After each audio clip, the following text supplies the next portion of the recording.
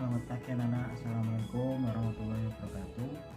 Silahkan simak video dari Pak Guru. Wassalamualaikum warahmatullahi wabarakatuh.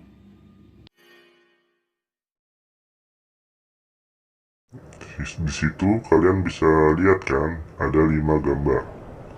Dalam 5 gambar tersebut memiliki makna masing-masing. Yang pertama ialah gambar bintang.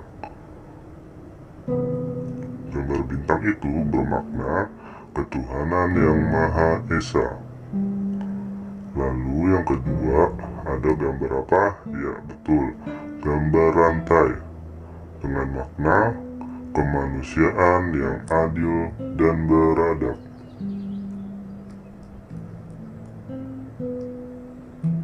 Yang ketiga, ada gambar pohon beringin dengan maknanya Persatuan Indonesia. Kalau yang keempat, gambar apa itu? Ya betul, kepala banteng. Maknanya ialah kerakyatan yang dipimpin oleh hikmat kebijaksanaan dalam permusyawaratan perwakilan. Ya. Lalu yang terakhir ada gambar padi dan kapas dengan maknanya keadilan sosial bagi seluruh rakyat Indonesia. Assalamualaikum anak-anak, apa kabar? Semoga sehat selalu dan terhindar dari segala penyakit ya. Sebelum hari ini kita memulai pelajaran, kita akan mengingat materi sebelumnya terlebih dahulu ya. Sekarang anak-anak perhatikan gambar di atas ini. Ya, itu adalah lambang burung Garuda yang merupakan lambang negara kita, negara Indonesia. Di dalam lambang burung Garuda terdapat gambar bintang yang berwarna kuning. Gambar bintang ini merupakan simbol dari sila pertama Pancasila yang berbunyi ketuhanan yang Maha Esa. Kita sebagai manusia yang diciptakan oleh Tuhan patutnya kita bersyukur atas segala karunia yang diberikan oleh Tuhan. Bersyukur ini merupakan pengamalan dari sila pertama Pancasila. Nah, sekarang bagaimana sih caranya kita bersyukur? 1. Ya, dengan menjaga kesehatan tubuh kita. Nah, menjaga kesehatan tubuh bisa dengan berolahraga, kemudian makan makanan yang sehat, makan makanan yang bergizi, begitu. Kemudian yang kedua, dengan menghargai kemampuan teman kita. Kita tidak boleh mencela ya. Apapun, bagaimanapun teman kita harus menghargai karena setiap manusia itu memiliki kelebihan dan kekurangannya masing-masing. Kemudian yang ketiga, yaitu menghargai kepercayaan orang lain. Kepercayaan ini berupa semua agama ya, walaupun kita berbeda agama dengan teman kita, tapi kita harus tetap bersatu. Tidak boleh terus bermusuhan karena dia berbeda agama dengan kita, tidak boleh. Oke, gambar pertama. Benny, Udin, dan Edo sedang bermain di halaman rumah Benny.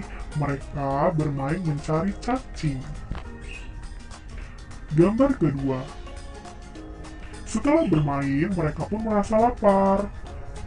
Benny dan Udin, mereka mencuci tangan terlebih dahulu sebelum mereka makan. Tetapi Edo tanpa mencuci tangan, Edo langsung makan. Gambar ketiga. Saat mereka sedang makan, tiba-tiba Edo merasa sakit di perutnya. Tetapi Benny dan Udin, mereka tidak apa-apa, mereka tidak merasakan apapun. Gambar keempat. Keesokan harinya, ternyata Edo tidak berangkat ke sekolah karena sakit. Benny dan Udin pun menengok Edo di rumah Edo. Bersambung. Nah, dari cerita Benny, Udin, dan Edo ini, apa yang bisa kita simpulkan? Betul. Yang bisa kita simpulkan adalah sebelum kita makan ya, aktivitas apapun yang kita lakukan sebelum makan, kita harus cuci tangan dulu sebelum makan sampai bersih. Apalagi seperti Edo, barusan saja bermain tanah mencari cacing tanpa cuci tangan, Edo langsung makan. Nah, itu sebabnya Edo merasa sakit perut. Nah, untuk anak-anak di rumah, jangan tiru sikap Edo ya. Yang baik yaitu cuci tangan dulu sebelum makan, oke? Sekarang kita akan belajar tentang aturan sebelum makan. Salah satu ciri makhluk hidup adalah tumbuh. Untuk bertumbuh, makhluk hidup memerlukan makanan dan minuman.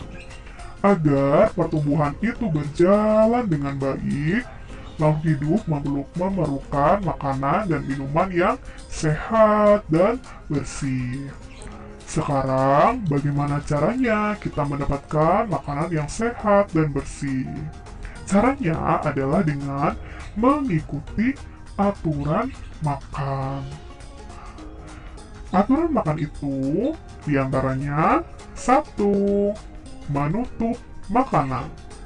Sangat penting untuk kita menutup makanan supaya makanan kita tidak dihinggapi oleh hewan-hewan yang lain, misalnya lalat ya.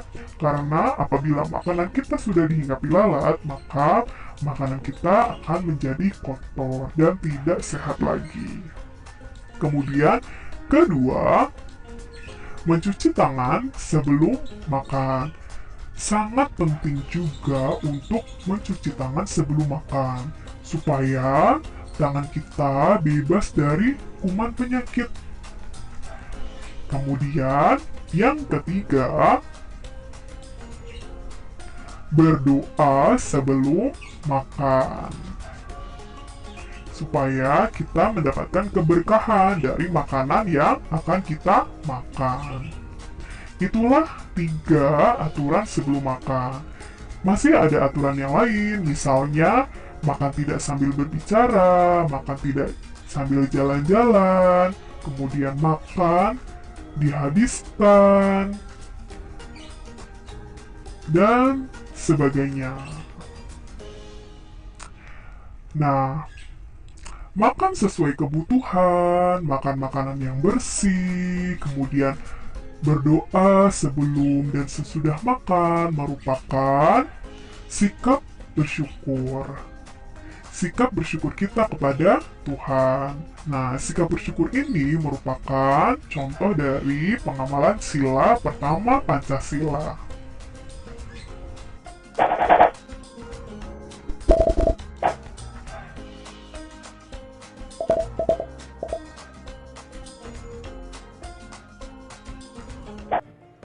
Nah teman-teman, Allah menciptakan berbagai macam makhluk hidup yang berbeda-beda. Perbedaan tersebut merupakan karunia dari Allah Subhanahu wa Ta'ala. Istilah lain dari perbedaan adalah keberagaman. Nah, dengan adanya keberagaman akan membuat kita belajar betapa pentingnya rasa saling menghormati dan menghargai antar sesama. Sikap saling menghargai dan menghormati antar sesama merupakan pengamalan sila kedua Pancasila. Nah, teman-teman masih ingat nggak ya bunyi sila kedua Pancasila itu apa? Betul, bunyi sila kedua Pancasila yaitu kemanusiaan yang adil dan beradab, memiliki lambang rantai. Nah, rantai memiliki makna bahwa bangsa Indonesia sangat menjunjung tinggi nilai-nilai kemanusiaan, saling menghormati, saling menyayangi, dan memperlakukan manusia lainnya dengan baik. Sila kedua memiliki nilai-nilai positif yang wajib kita amalkan. Nah, berikut adalah pengamalan sila kedua Pancasila. Yang pertama, menengok orang yang sedang sakit. Yang kedua, melakukan donasi atau penggalangan dana untuk korban bencana. Yang ketiga, bersikap sopan kepada sesama. Yang keempat, tidak menyakiti hati orang lain. Yang kelima, menghormati orang tua dan guru. Dan yang keenam, saling menghormati dan menghargai perbedaan. Nah teman-teman, ada yang tahu nggak ya bagaimana sih cara menghargai perbedaan itu?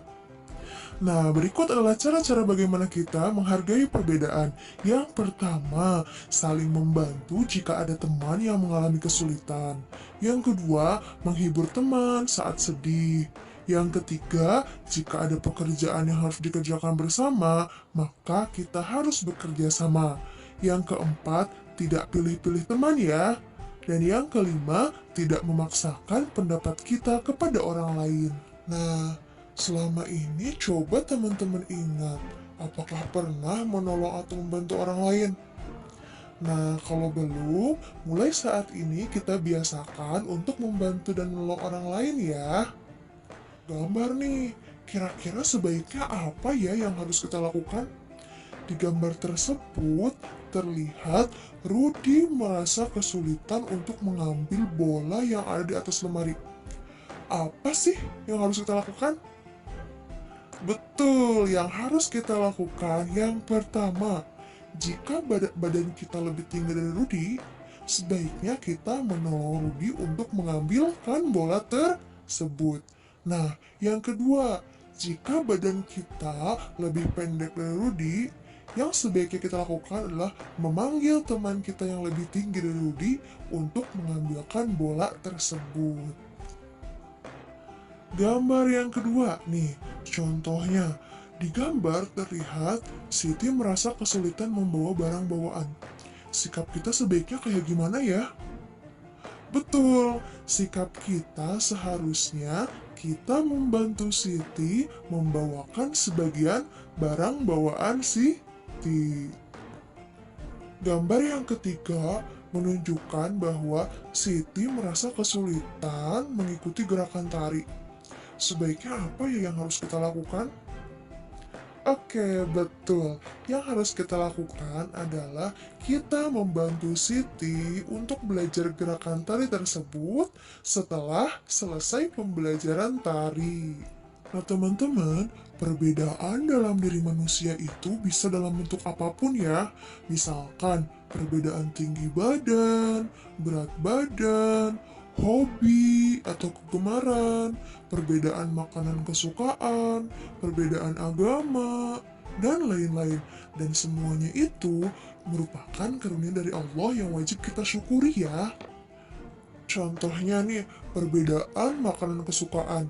Misalnya, Siti sukanya wortel, sedangkan Dayu sukanya brokoli. Edo suka kentang, Benny suka roti, Lani suka ikan, dan Bayu sukanya daging. Nah, perbedaan makanan kesukaan tersebut tidak boleh dipermasalahkan ya, tetapi sepatutnya atau sebaiknya kita saling menghargai makanan kesukaan masing-masing. Contoh perbedaan lain nih dalam hal perbedaan hobi atau kesukaan berolahraga. Contohnya, Siti sukanya lari pagi, sedangkan Lani sukanya berenang. Dayu sukanya lompat tali. Nah, meskipun olahraga kesukaan mereka berbeda-beda, sebaiknya mereka tetap saling hidup rukun ya, dan saling menghargai perbedaan kesukaan atau hobi masing-masing. Nah, contoh perbedaan lainnya yaitu perbedaan dalam hal agama. Di Indonesia sendiri, ada 6 agama yang diakui oleh negara. Yang pertama, Islam, Kristen, Katolik, Hindu, Buddha, dan Konghucu. Nah, teman-teman bisa lihat sendiri ya di gambar, posisi berdoa tiap agama itu berbeda ya. Nah, semua itu merupakan keragaman yang harus kita hargai dan harus kita syukuri. Nah, teman-teman, ada yang tahu nggak ya, kenapa sih kita harus saling menghargai perbedaan? Nah, betul banget. Karena saling menghargai perbedaan itu banyak banget manfaatnya untuk kehidupan kita. Yang pertama, kalau misalkan kita saling menghargai, akan terbentuk kehidupan yang rukun. Yang kedua, tidak akan timbul perselisihan. Yang ketiga, terciptanya rasa saling menghormati. Yang keempat, terbentuknya rasa persatuan. Yang kelima, memberikan keamanan dan kenyamanan dalam melakukan kegiatan.